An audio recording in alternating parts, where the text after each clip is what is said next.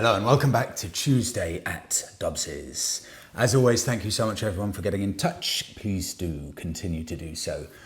It's thanks to all of your input that it's possible to do this weekly podcast, so I can't thank you enough. Best place to get in touch, comment section below, and if you have a longer story, maybe with some pictures, you can email hi@tuesdayatdobbs.com. Let's start off today. Damn it, that is badly organised. I'm starting off today without saving the person's name who kindly got in touch. This is an email. Hi Freddie, you've got to check this out. A brand new 350 two-stroke. Yes, two-stroke classic.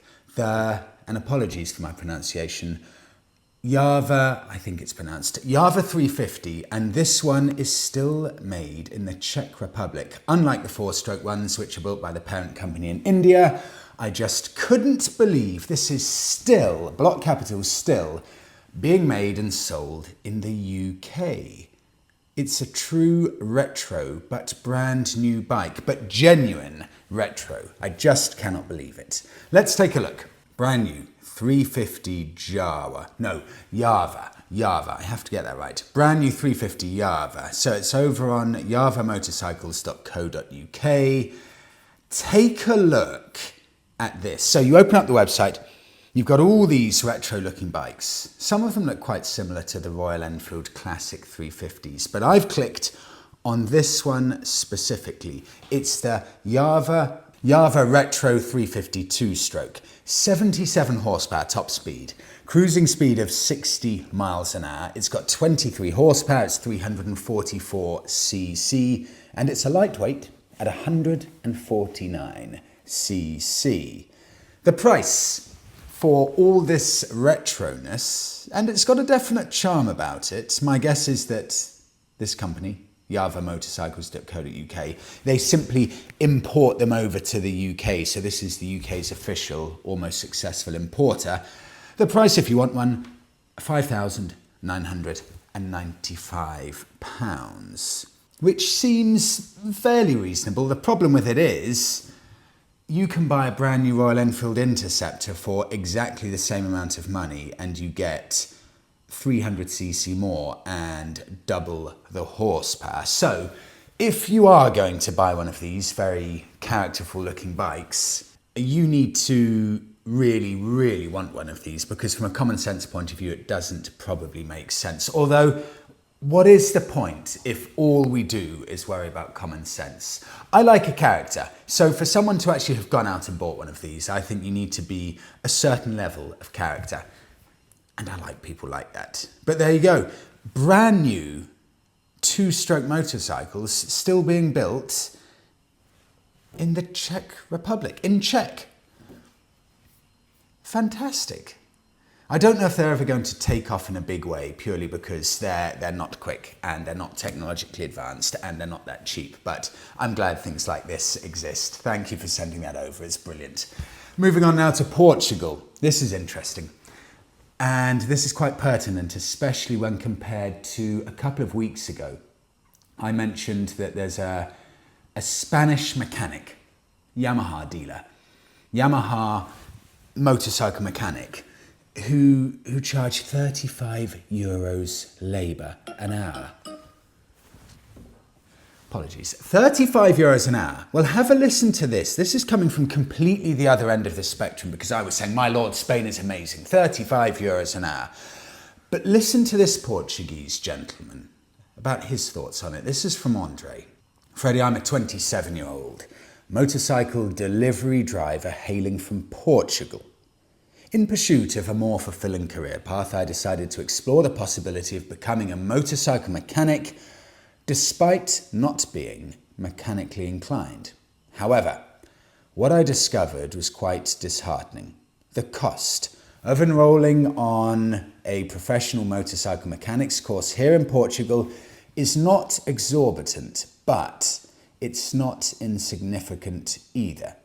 Especially for someone like me that hasn't had a particularly successful professional career.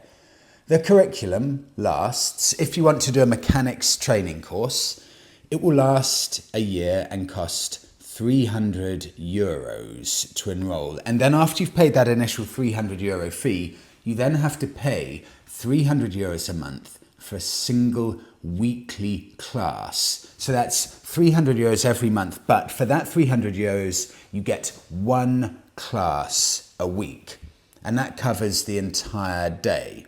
Yet, what truly shocked me was learning about the wages that motorcycle mechanics earn in Portugal. This ranges from €875 a month to €1,500 a month. And that is before taxes. So after taxes, you're looking at anything from €750 a month to €1,130 a month net, what you get after you've paid all of your taxes. That is not a lot of money for a proper, genuine, needed skill.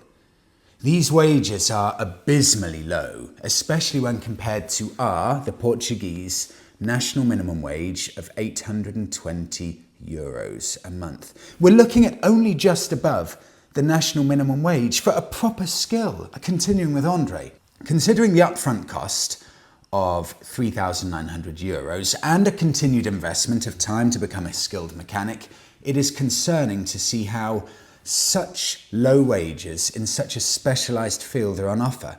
While I appreciate the affordability of maintaining my motorcycle due to these lower labour costs of €30 an hour, it is worrisome to think about the financial challenges that novice mechanics face in pursuit of their passion as a viable career option.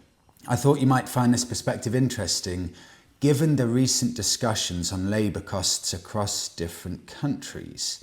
Perhaps shedding light on this issue could spark a conversation about fair wages and the value of skilled labour, not just in Portugal, but in the world.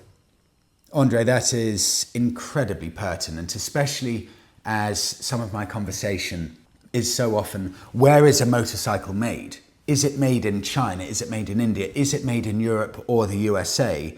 And what goes along with the importance, how much weight is associated with the importance of where something is made? And are people getting a fair slice of the pie? The people that do the real work, the mechanics, the engineers, things like that. So Andre, thank you. That's fascinating. If we compare it to the UK, for example, I've heard people saying it's £140 an hour labour from a main dealer for a mechanic to work on your bike. And fairly standard. If you're in the UK and you're self-employed, you're a sole trader mechanic, maybe working from your back garden, for example, usually I think you'd be able to fairly safely command an hourly rate of £60 an hour, something like that, working from home. I welcome if anyone shares otherwise. Andre, fascinating insight, the best of luck. But I do agree with you, these labour costs, it does make you think that for skilled work, it may not be enough. On now to Andre. Another Andre, completely coincidentally here. Another Andre, this time in South Africa. The Unbreakable, over-engineered. Here it is again. People love these bikes. Yamaha Super Tenere 1200. Freddie, watching the comments on the Super Tenere 1200, I thought I'd add my 2 cents. Before immigrating from South Africa to Australia in 2016, I decided to fulfill a lifelong dream and ride a bike from South Africa to South Sudan and back. Let me just put a little map up on the screen now so you can see the extent of this road trip. I then bought a Gen 2 Super Tenere in Australia and covered the country. The same as before, the bike never stuttered, not even once. The Super Tenere is quite simply the most reliable bike I've ever owned. A combined mileage of the two bikes, both of the Super Teneres, is over 220,000 kilometers, and I've serviced them myself. I have assisted fellow bikers, mostly BMWs and KTMs, and have been assisted by dealers who have loaned me tools and given me space in their workshops for performing repairs. That's fork seals, replacement spokes, etc.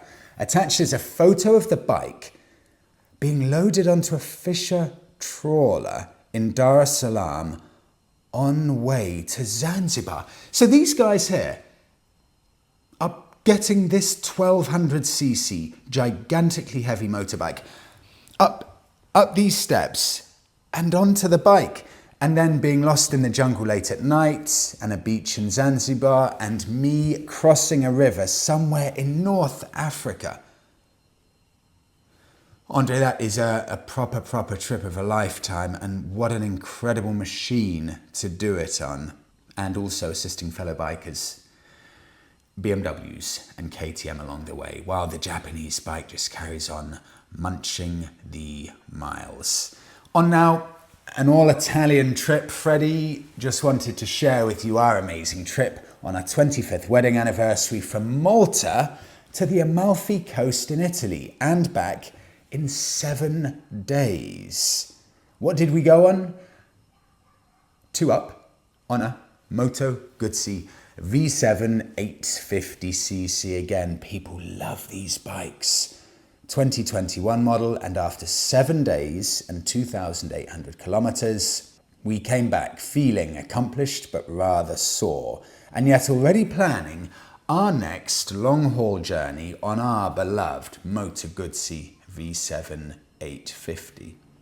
That's 2 up, husband and wife, 25th wedding anniversary on a Moto Guzzi V7 with that back box there, creating, I'm sure, ultimate pillion comfort.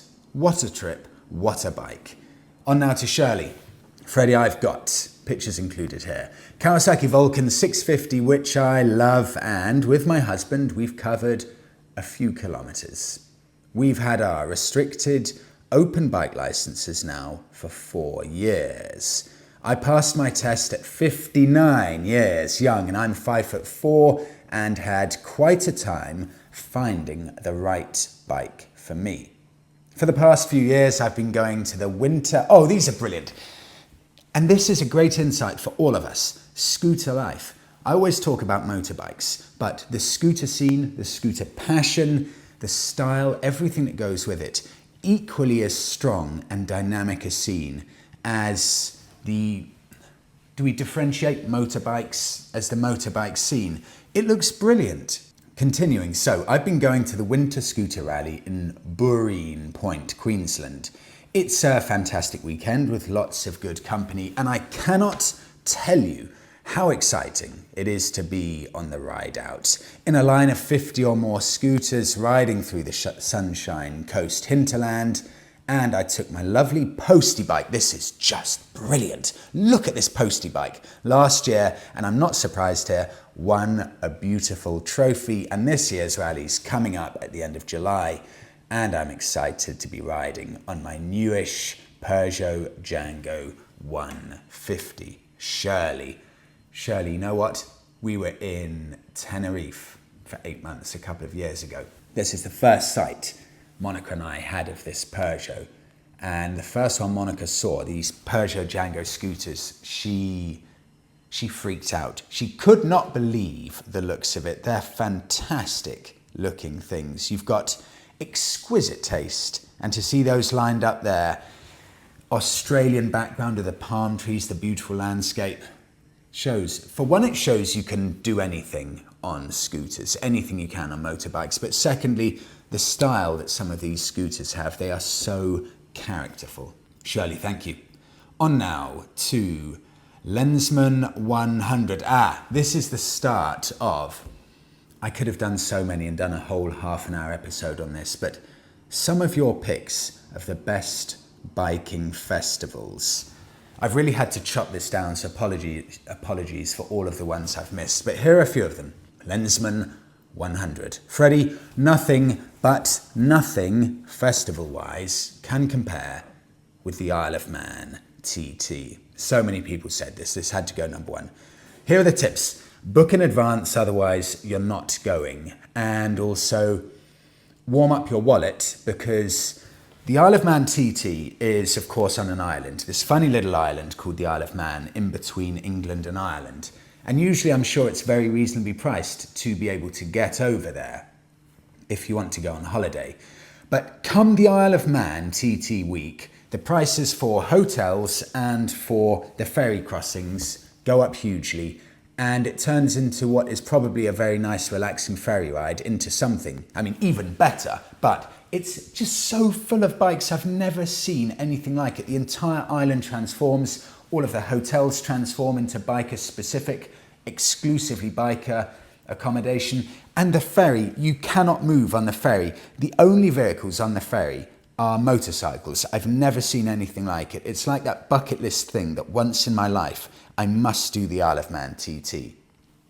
Every year, would you like to know how many people go? Cross onto this funny little island, 40,000 people, and the first race was in 1907. Let's move over now to another one that's been recommended a lot, and another one I've wanted to do for about 3 years now, Glemseck 101, the largest motorcycle event in Europe, 40,000 visitors, very similar to the Isle of Man TT, but I guess what you'd say is the Isle of Man TT, of course, it's not a biker rally, it's a race that people go to, so I guess there's kind of differentiation there. But 40,000 visitors, so about the same as the Isle of Man TT. This event is actively supported by the local town. So the local town do everything they can to make this event, hosted in the town, the best possible event it can be. It's free to attend, and the camping is available for bikers, no cars. So it is a proper biker-focused event. And it looks brilliant, seeing all of the tents parked up and set up, bikes next to it on the hill. On now, MFM 67, Freddie Sturgis Rally, South Dakota, packed with Harleys of every size, model and colour, and the Black Hills scenery has to be ridden through to be believed. Put it on your bucket list. Right, let's have a look. Started in 1983 by a group of Indian motorcycle owners and riders.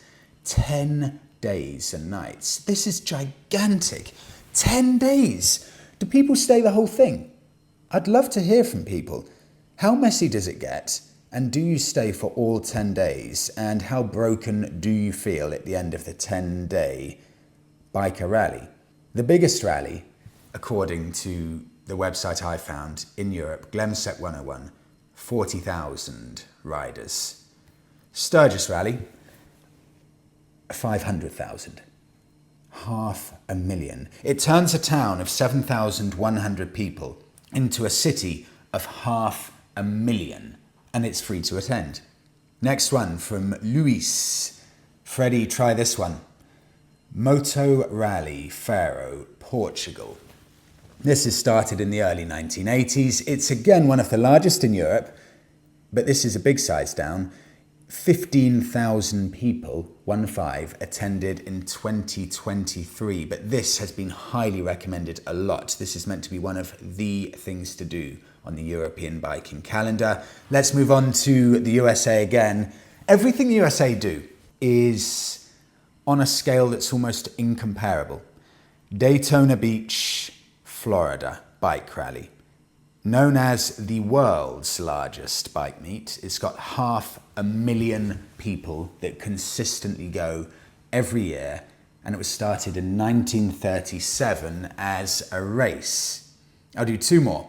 Stella Alpina Rally, cracking event in Bardonecchia, Italy. That comes in from Mr. B.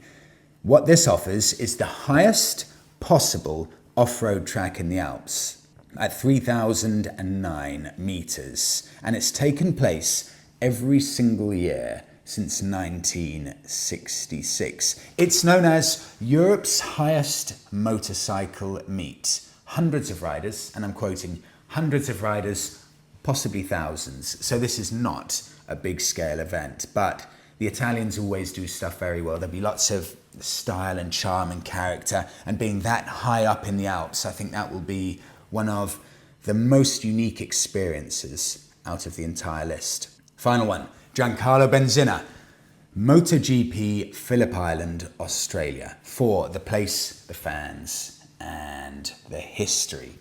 So this is ranked as one of the best MotoGP circuits in the world. And this is the island, not the racetrack. The island itself, Phillip Island, attached by a bridge to the mainland, it's 14 miles long and 6 miles wide. So relatively speaking, it's tiny. 92,000 people before COVID used to attend this event. So it is gigantic. And of course, you could say again, it's not a specific biking rally because it's a biker event, it's a MotoGP. But if we're combining a kind of feel-good event, a real rally feel with MotoGP, then this is meant to be one of the very best experiences. Camping, spectacular views all around, and the history is in 1928, Australian Grand Prix, or the Australian Grand Prix, was a motor race held on Phillip Island race circuit, Victoria, Australia.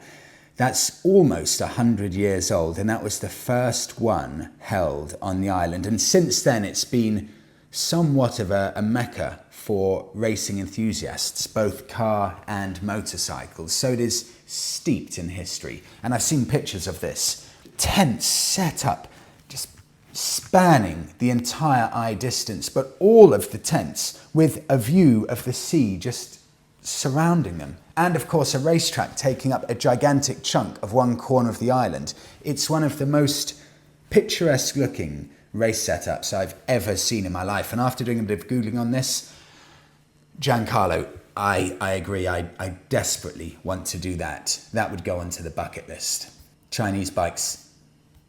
I always come back to this every so often because it's one of the most interesting, divisive and polarizing topics. I'm going to read out 3 bits of insight coming directly from owners of Chinese bikes, people who right now own Chinese bikes or have very recently sold them. What do they think about them? This is from Alfie. Freddie, I've had a Mutt 125 for the past 9 months. Still have it. It's honestly such a lovely looking bike. It really is stunning. But it is one of the most unreliable things I've ever seen. It is practically allergic to rain and hates the idea of consistent power. Sometimes it's snippy, then other times it's a snail. It really is a cautionary tale. Still never getting rid of it as it's my first bike, but going straight to a Honda when I pass my test. I'll carry on here. This is from AD Motorcycles, 1955. Freddie, I own a CFMOTO 850 MT Touring. It's an excellent bike, full stop. In Australia, these bikes offer excellent value for money, never had any major problems. And the 2 warranty issues and recalls that I've had were painless. Buy from the big Chinese Buy from the big Chinese manufacturers and you won't go wrong. If KTM and Yamaha are choosing to build engines and bikes in the CFMOTO factory, it tells you all you need to know if doubting reliability. Other brands build in Asia or use Asian components, even the Germans.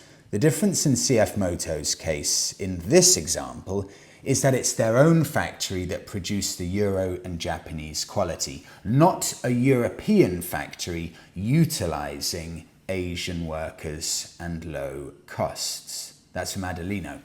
And I'll wrap it up here with Carina. Listen to the difference here. This is really interesting. So Adelino singing the praises of CFMOTO in Australia.